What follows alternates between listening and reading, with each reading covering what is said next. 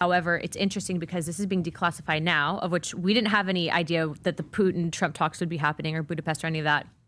But it's interesting because Trump, in a way, is continuing and almost finalizing Kennedy's legacy for peace. And you see that because everything that he's saying right now with not wanting to escalate the war between Russia and Ukraine, continuously calling for those talks for the first time since the 90s, really being a president that's picking up the phone and trying to engage in open dialogue and potentially even talking about a trade deal with Russia. And that's really ultimately what Kennedy was also doing. So it's very interesting that this is coming out at this point in time. But there's going to be an article dropping soon on this. There's going to be an article dropping soon on this.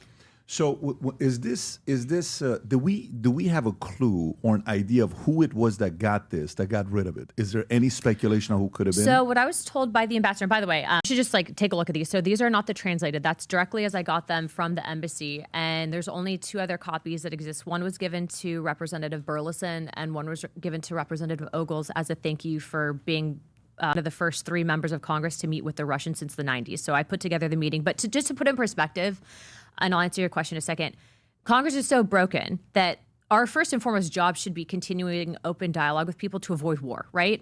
And since the 90s, they have not really had much interaction with members of Congress. And then we can get into the 2016 Russia collusion and how that really fractured foreign policy.